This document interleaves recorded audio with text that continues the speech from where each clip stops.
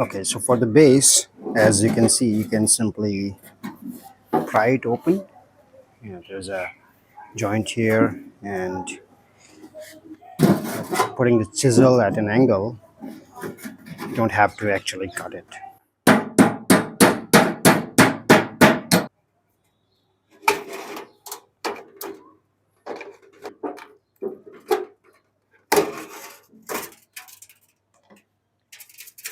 Okay. Need some.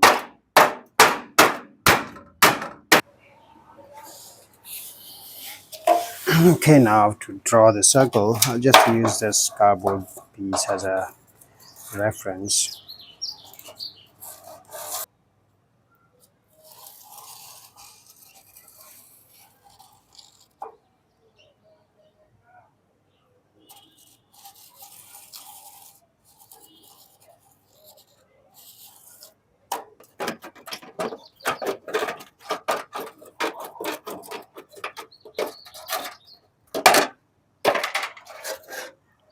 Okay, one more end to go. I'm using these green ones. I just prefer the waste to be on the right side so that I can lift it off.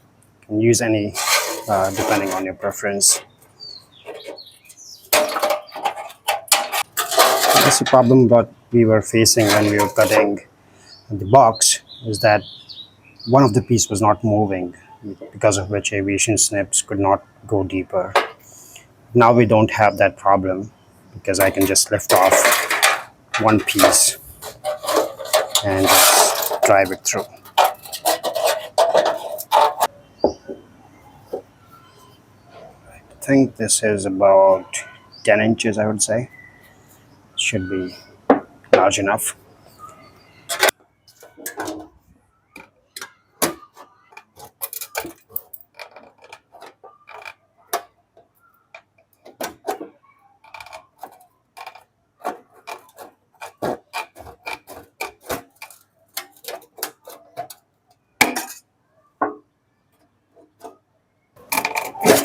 Aviation snips are not that difficult to use. This is my first go, and I think I'm doing a decent job. I'll have to touch up some points again, but for the most part, it's okay.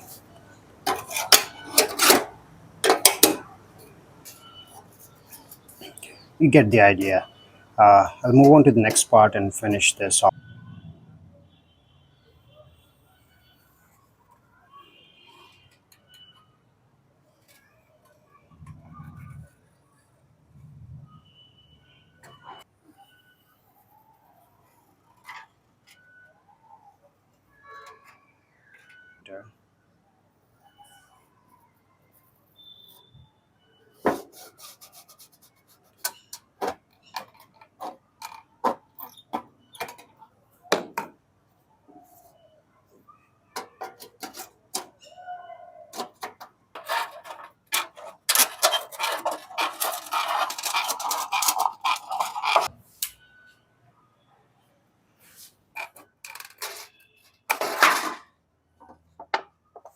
Okay. Aviation snips are really cool. I'm getting a hang of it. As long as you're allowing one piece to move, I think these are pretty accurate. Just like using scissors.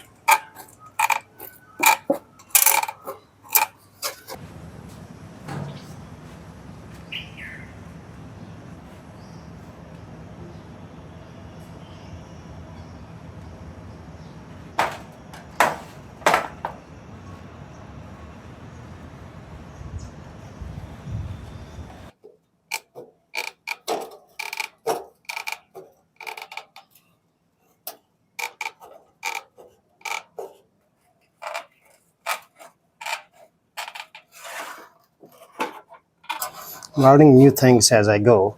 If I keep my hand under this and I just cut, so that way this hand is able to push this piece upwards, which I would have to do with the other hand, but this makes things easier.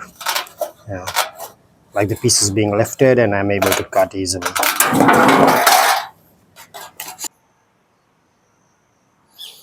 Okay, so this is where we are. We had previously cut these longer rays, and initially I was just planning to cut all the rays of the same size and width and just place them around the circle to create somewhat like a sun. But then it's difficult to beat that kindergarten image of sun where one ray is smaller than the other. So I've also cut some smaller pieces, and I've left some extra material here, and this would help holding the pieces together. So this is going to be the backside of the sun, and I'll just use these smaller rays to somewhat place them here,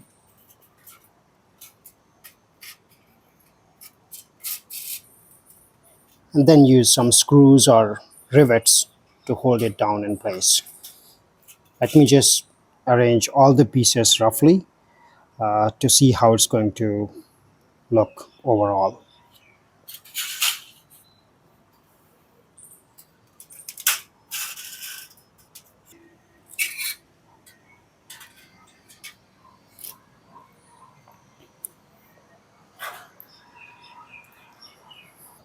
Now this part is optional, but you could add a coat of this automotive putty at the back of the pieces. This should not only provide some more strength, plus fix some flaws in the metal. Now in my case, mine some canisters were really damaged.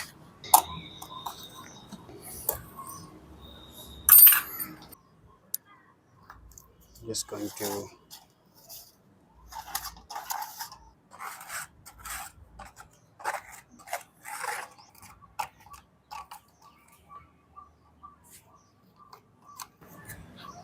okay, that should be it. Be careful not to apply on the other side. I'll scrape these off. The good thing about this is like this really bonds well, and once it has dried down, it's pretty much scratch resistant, and you could easily hammer it as well, and still it still stays in place. So this is a really impressive material. Yep. So I'll just cover all the pieces on the back side with this. On the front, I still want to maintain the rust color, but at the back, I'll just coat it with this nitrocellulose car putty. And there was almost a sandstorm, so excuse the condition. Up next, I'll be using a file to somewhat smoothen the edges. Right now, they're all chippy.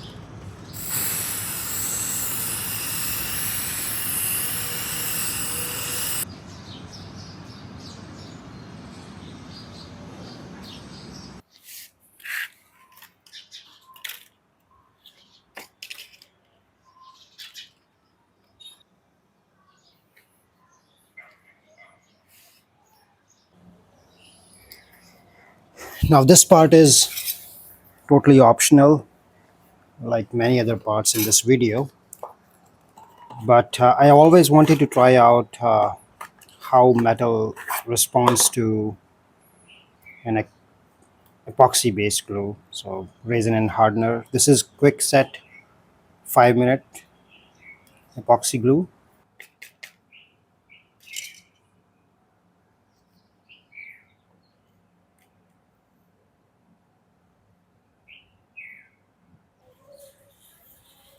Okay, it's getting hard to even remove the masking tape. I'll just try it with the masking tape itself.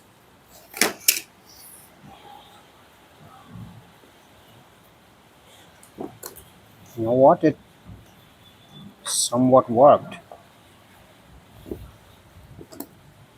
It's not that strong. I think when it cures, maybe it would get some more strength. But at least it would allow me to flip it over and install rivets on this side without being worried that the piece is going to move.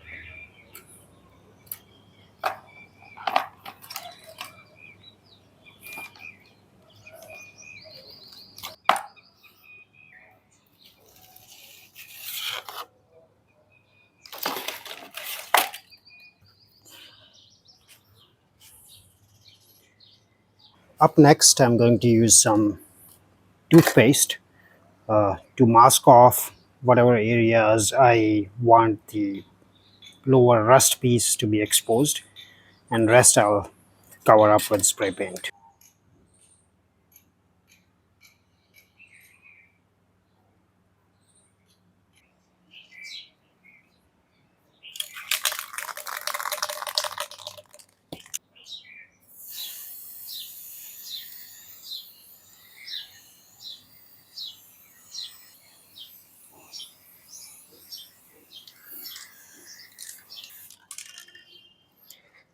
Okay, I'll let the first layer settle in for a bit, and then we'll move on to the next layer. Let's see.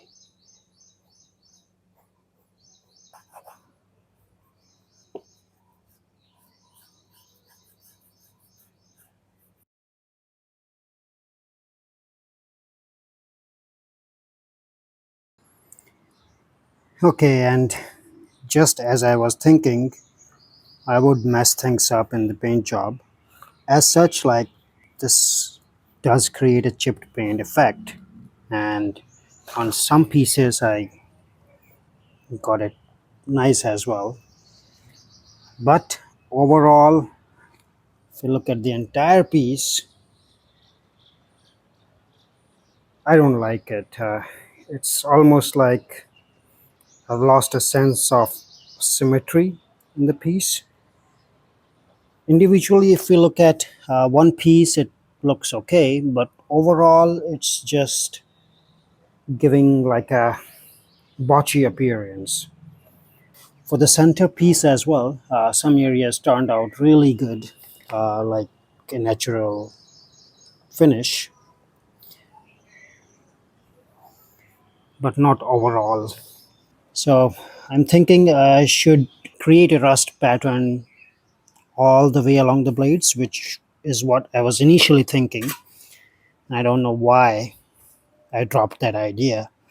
That would have looked much better. I'll use some paint stripper and start again.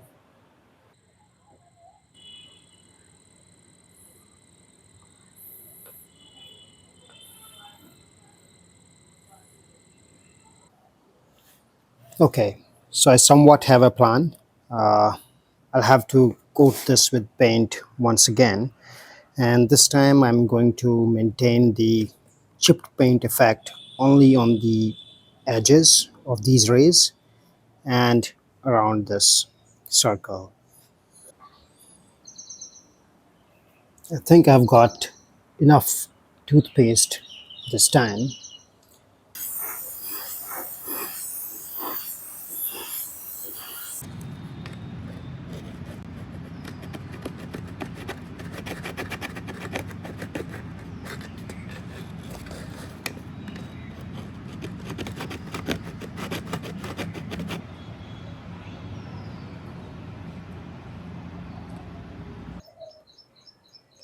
After leaving it in sun and rain, I think it is almost ready. Now, as a final stage, I would apply some clear coat on it. Okay, this is what I have. This, as such, is a clear coat for wood, but it should work in metal as well.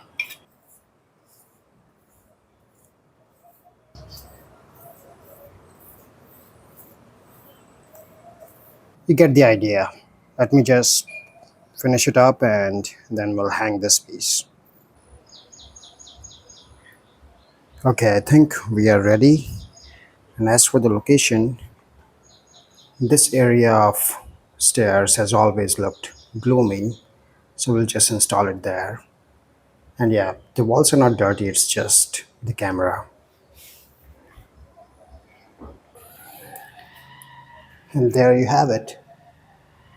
Leave a like if you think that this was not a total waste of your time. See you later.